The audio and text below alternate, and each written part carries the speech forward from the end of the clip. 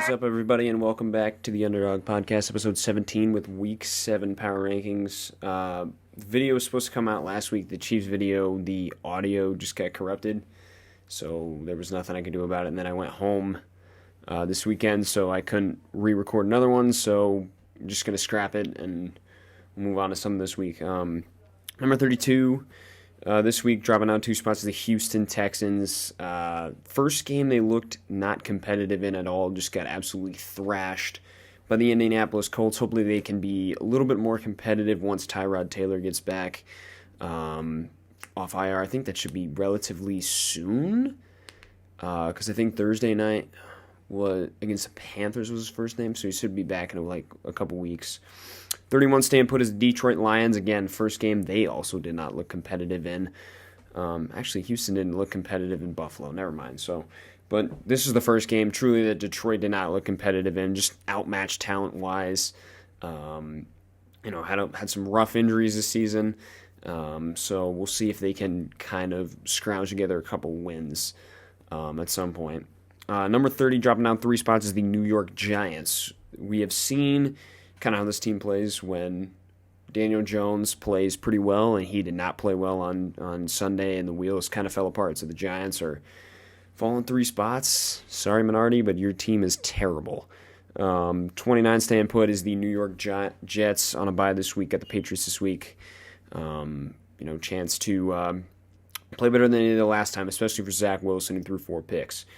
28 stand put as well as the Miami Dolphins. Tua probably played the best game of his career yesterday. If not for a boneheaded interception, they might have won this game. 4th and 1 from your own 42, I think it was. Going for it. I mean, especially with a team that's been struggling, you just got your quarterback back.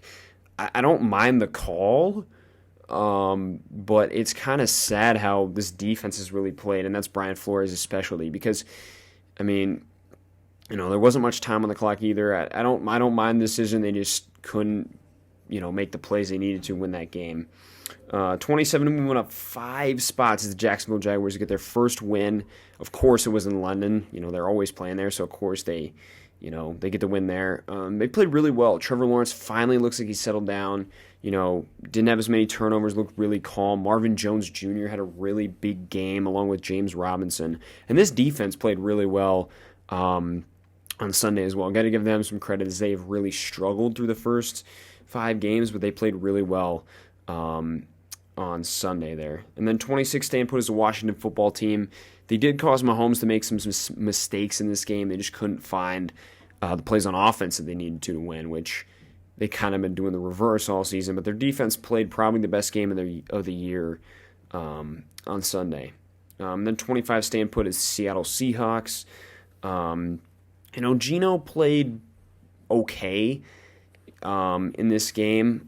They really didn't get going until the second half when they finally, started running the football with Alex Collins. They did not get the football to Tyler Lockett or DK Metcalf at all in this game, which I think is a big concern because that's kind of who your offense runs through. But they really, struggled on offense this week to really kind of find a rhythm.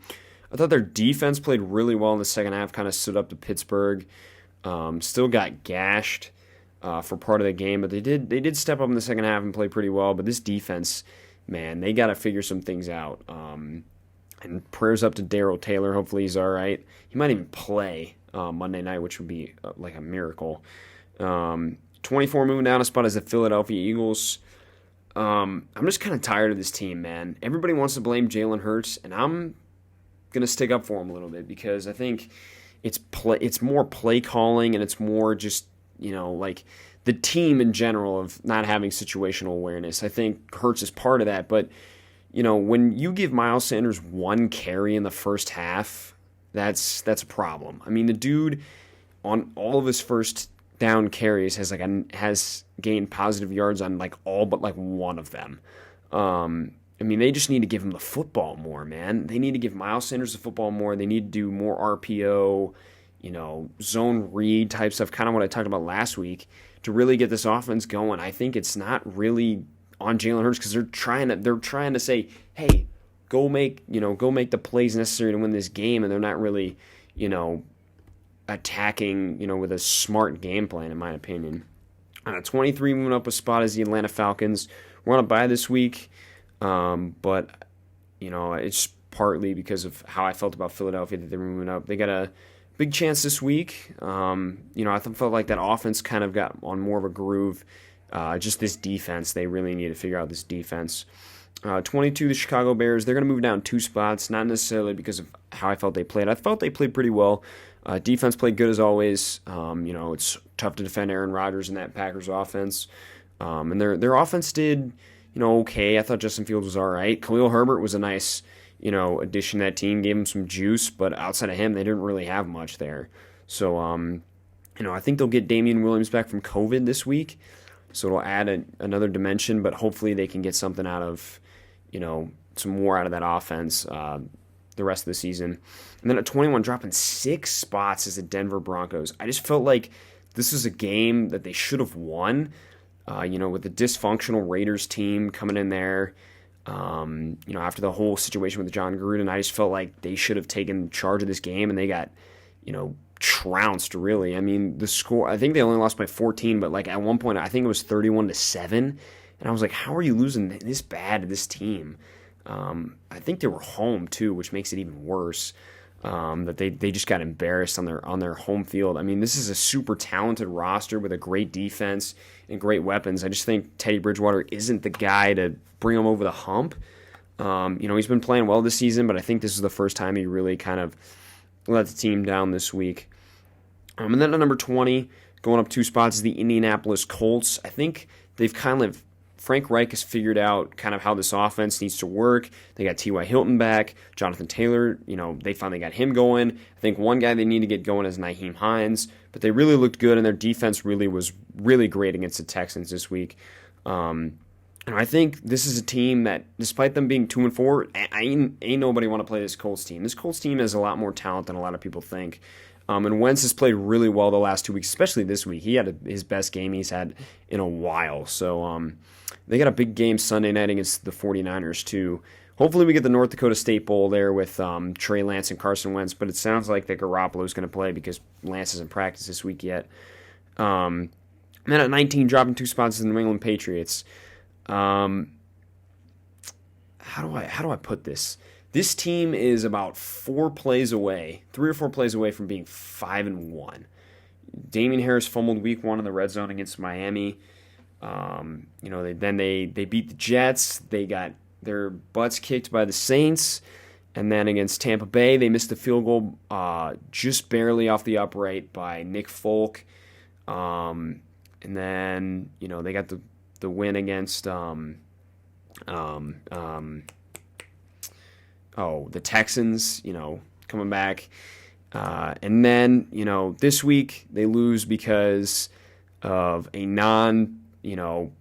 DPI call on Anthony Brown where he gets his hand up on Nelson Aguilar's face. But they also, they had other chances to win the game. I think it's first or second down on that drive, first drive in overtime. Nelson Aguilar, this slant, he's wide open, and he drops it. And all he's got is a safety to stop him. I mean, he's gone, man, with his speed. But the Kendrick Bourne drop hurt. I mean, right to Trayvon Diggs for the pick 6. And I feel like they just didn't trust Mac Jones in this game. He started off 10 for 10, and then they just started running the football. And I'm like, just put it in his hands, man. They really got to trust Mac Jones. This defense did get eaten alive. I mean, they got beat by a deep over by CeeDee Lamb about 4 times. And everybody's calling for Jalen Mills' head. But, I mean, CeeDee Lamb's a top, 15, 10 wide receiver in the football? I mean, we just got to pump the brakes a little bit on that. I mean, he didn't play last week against the Texans, so certainly better than Joejuan Williams. And I think this team's better than people think they are. They're not a 2-4 team. They just got, they got the Jets this week, so that's probably a W, but then they got some tougher opponents they got to prove against. So, number 18, we got the Pittsburgh Steelers moving up 3 spots. Huge win on Sunday night at home. Ben played really well, definitely his best game of the season. Deontay Johnson played pretty well. Chase Claypool made some plays. Najee Harris, probably his best game as a pro. Not a lot on the run, but just making some little plays for them. He's really a huge weapon for them. I mean, this defense, man. TJ Watt, entering the Defensive Player of the Year race with that freaking strip sack on Geno Smith. Huge play by him. And that defense played really well. Trey Norwood, 7th-round pick, I think 2018 or 19, stepping up in that secondary, and making some plays. 17, moving down a spot, is the Carolina Panthers. We don't really know how good this team is. Played really well the first 3 games, haven't played well the next 3 games.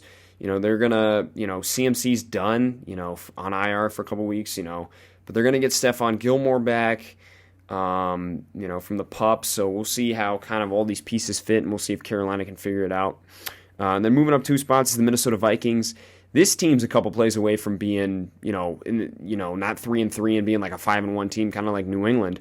The fumble by Dalvin Cook in Week 1 against Cincinnati. Sorry, Bengals fans, but it wasn't a fumble. And then against one of the other teams they lost to, they really couldn't capitalize on some opportunities. But this team's really good. This defense is really solid. This offense with Dalvin Cook, Madison, Thielen, Justin Jefferson's really good. Kirk Cousins slinging it, but KJ Osborne, man, has come out of nowhere and played really, really well for this team. They also, D.D. Westbrook, they signed him to be their third, but really it's been KJ Osborne as their third, playing really well. And we said how much of a blow it was for Olabisi Johnson to go down, but KJ Osborne has really emerged and really kind of filled that void. And then we get the Raiders moving up 4 spots. I was wrong. I thought this team was going to come out flat, the rest of the season, with John Gruden gone, and the just identity just wasn't there. But Derek Carr, I'm going to give a lot of credit to him as a huge leader on this team. Came out and said, "Hey guys, let's put this all behind us and let's go out there and let's ball." And that's what they did, man. The Raiders balled on Sunday in Denver, which is a really tough place to play. And that team continues to look really, really good. The Raiders are, definitely playoff contenders right now, and potentially AFC West contenders if they can catch up to the Chargers. 14 staying put, Cincinnati Bengals played really well against Detroit. Jamar Chase not only catching deep balls, but throwing blocks for Joe Mixon out there. And not a lot of receivers will do that. And that's kind of, I think, where Jamar Chase is different. He's not only there to catch passes, he's there to help the team, man, in any way you can, whether it's throwing blocks downfield for Joe Mixon, catching deep balls, blocking in the run game, stuff like that. So, it's good to see a guy that's, bought into the entire system of just being a football player in Jamar Chase. And then 13, staying put, San Francisco. Big test. They're going to be home against Indianapolis, a team that's kind of on the rise, and they're, coming off a bye week. So we'll see kind of how they stack up. We'll see who starts that game, whether it's Jimmy G or Trey Lance. Excited to see that one for sure. I think a lot of people are kind of sleeping on San Francisco. They are 2-3, but I do think, if it weren't for a couple of, miscues, especially in that Packers game, they could be 3-2, 4-1. So, number 12, staying put, the New Orleans Saints. This team's got a legit defense. Jameis is just playing well enough to keep them afloat. And they got some guys coming back. I think Traquan Smith's coming back, Marcus Davenport's coming back, and Quan Alexander's coming back off of the IR. So that should be some reinforcements, should help that offense and defense be even better. And then they're still waiting on Michael Thomas. I think he's a few weeks away, but hopefully they can get him back and they can really be taken seriously, because this team's solid, man. And Sean Payton definitely should be in discussion for Coach of the Year, in my opinion. Number 11, moving down 3 spots, is the Cleveland Browns. Now, I know you had injuries, Browns fans. Nick Chubb wasn't in this game. Kareem Hunt got hurt in this game. You're without your 2 tackles. But listen, man, you got to show up, especially at home against a undefeated Cardinals team. You got to show up, and you just didn't show up. Now, I will give Baker some huge credit. He is one tough son of a gun. Playing with a torn labrum in his left shoulder. I think he dislocated that shoulder again. He is just tough, man. And he's like Stafford. He will not, be allowed to be taken off the field for something that he can play through. I'll give him credit, man, because not every quarterback would do that. Jay Cutler wouldn't be doing that. So, but this defense, too, has got to take some of the blame. I mean, they just got roasted on Sunday by Arizona. I know Arizona's got a really good team, but this was like the calling card of Cleveland was their defense, in my opinion at least. I felt like they were going to play, game control, run the football, put in the hands of Kareem Hunt, Nick Chubb, and then play defense, and they were still going to score points on offense, of course, but this defense back-to-back weeks has given up 35-plus points. I mean, you gotta get some stuff together, gotta make some adjustments. Myles Garrett, you gotta be more of a force, man, and that back end's got to step up for sure because they've been roasted the past 2 weeks in the passing game. Number 10, moving up a spot, is the Tennessee Titans. Huge win against the Buffalo Bills on Monday night at home, but still a big win. Tannehill played pretty well. Julio went down with an injury, which is tough, but A.J. Brown finally got back into a groove, and Derrick Henry just was like, dude, give me the football. I mean, he just ran through that entire Bills defense. And everybody, Brant said something about, he's running his way into the Hall of Fame. I think, before this season, I think Henry was probably going to be a Hall of Famer. But Derrick Henry has about 800 yards rushing through, 6 games this season? If Derrick Henry rushes for 2,500 yards plus this season with 20-plus rushing touchdowns, and then I'll let's say like 350 to 400 plus receiving yards because he's not a great receiver, and like 5 touchdowns, I'll give him my vote for MVP. And he's like, and the Titans are a top 3 seed, so not that 4 seed because they're in a weak division. I mean, I'm saying you got to beat out one of the other guys, there. You're a top 3 seed, and Henry is 750, 800 plus yards ahead of the next guy.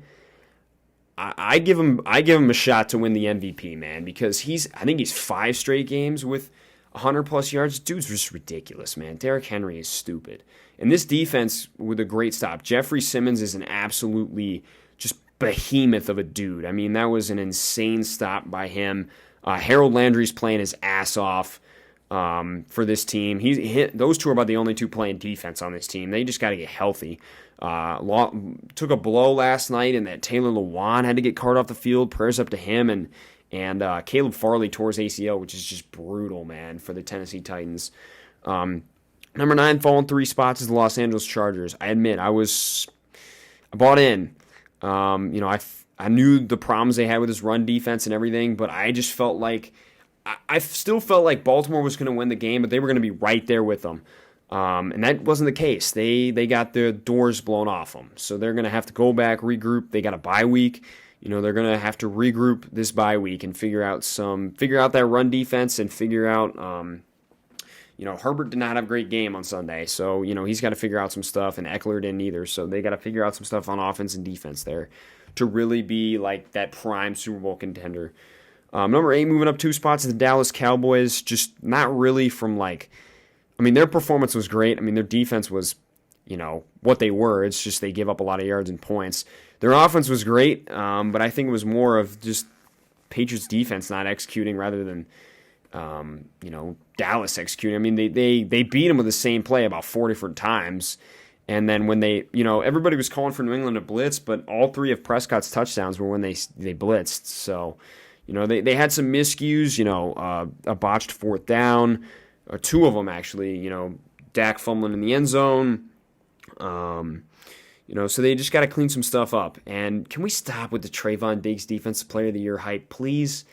Like, the dude's about to give up 1,200 yards, which would be the most ever in NFL history, and, has 7 picks. He's like Xavier Howard or Marcus Peters. He's a guy that's going to get torched, and then he's going to make plays because he's a risk taker. That's what Trayvon Diggs is, and I got to give the dude credit. He has 7 picks for a reason, but let's pump the brakes on the whole Defensive Player of the Year talk. Number 7, moving up 2 spots, Kansas City Chiefs took care of business against Washington. Mahomes has got to take care of the football a little bit more though. And this defense, they stepped up a little bit, but they're still Kansas City's defense. They're still terrible. Hopefully they can fix that this season. And then number 6, moving up a spot, is Baltimore Ravens, who absolutely dominated the Los Angeles Chargers. And I think Lamar currently is the MVP frontrunner because I think he means more to his team than anybody else. I think he's the reason Baltimore wins more games than any other player wins their games, including Derrick Henry on the Titans. He's just an animal, bro. One week they're killing you in the run, the next week they're killing you in the pass. And this is the first game that they didn't have, they didn't solely win because of Lamar. They won because their defense shut down, Los Angeles, and their offense was in a groove this week. I mean, they're getting production out of guys like Latavius Murray and Devontae Freeman and Le'Veon Bell. Hopefully they can get Tyson Williams back soon because he's a good football player. But they did take a brutal blow this week in that Ronnie Stanley's done for the year with ankle surgery, which is tough. But I still think that this team has a chance to really immerse themselves in that Super Bowl contender conversation. I think they're there now, but to really, be one of those, top Super Bowl contenders.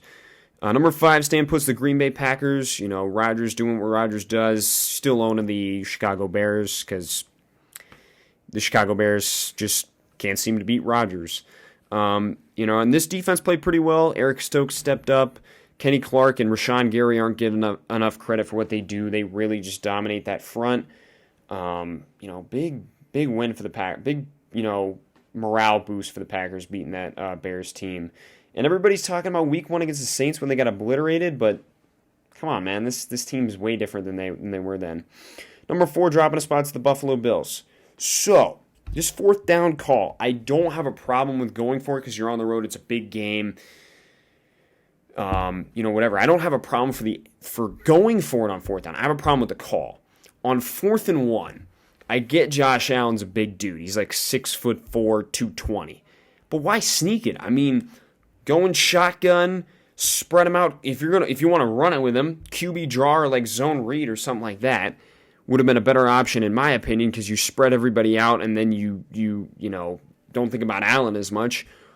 Or go like PA boot or something and get him on the roll. I mean, that would have been my decision, but they went for it and Jeffrey Simmons just said, "Dude, I'm getting in here and I'm stopping him." Even if Josh Allen didn't slip, I still think that Jeffrey Simmons stops him because he just sheds Deion Dawkins' block and is right there.